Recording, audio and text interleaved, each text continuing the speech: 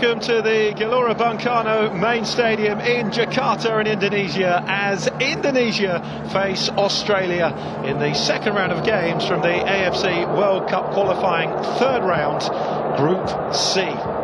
Group C is going to be one of the most competitive groups to grab one of those two automatic qualification spots.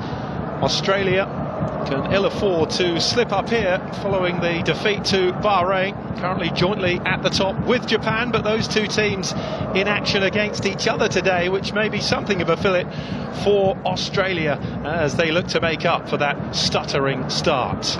25 degrees centigrade, plenty of humidity around as well. It's going to be a warm night, and it is a packed stadium, a sea of red, as the Jakarta locals look to get behind their national team. And Australia mightily frustrated, having dropped them all at home. Let's not forget, this is a repeat of January's Asian Cup last 16 meeting, which Australia won comfortably by 4-0 in Qatar. It was the first meeting of these two nations for almost 14 years, but now they meet for the second time inside 9 months. Indonesia have only ever won once against the Socceroos in 16 previous attempts, with Australia well on top, winning all 12. There is the Indonesian coach, Shin Tae-yong of South Korea, who was capped 24 times for his country, and the coach who led Indonesia to their best ever Asian Cup finish, reaching the last 16, as I was just talking about, in Qatar at the turn of the year. Appearance was way back in 1938 as the Dutch East Indies, where they played one game in a straight knockout competition and were beaten 6-0 by Hungary. It's an improving football nation, though. They've been as high as 76 in the FIFA rankings, currently at 133. Australia, though, in the top 25 these days, 24th in all.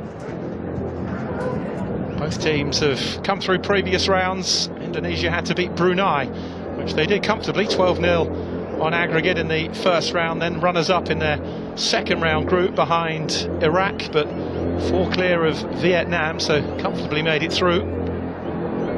Australia pretty comfortable as well. They were given a bye from the first round because of their ranking. They topped their Group I group 10 points ahead of Palestine. They won all 6 games, scoring 22 goals and not. This is where it gets serious, though.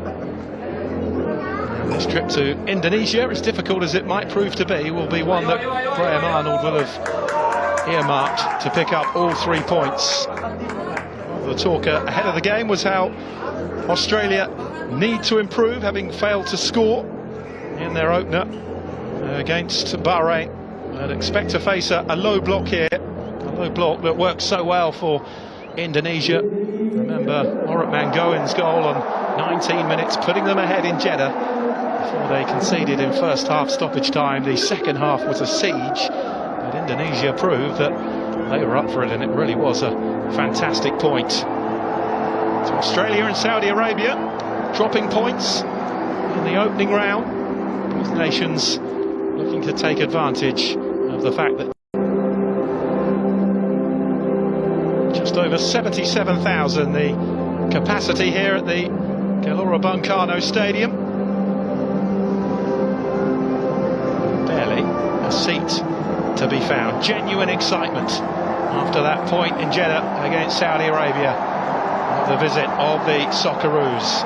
Jayid says the captain there for Indonesia, leading them out in the white, Australia in their traditional gold and green.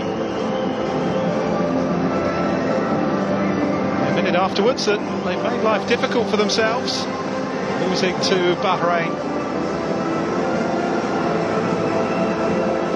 Every team plays 10 games, 9 still to go to book those 2 automatic slots for the 2026 World Cup finals in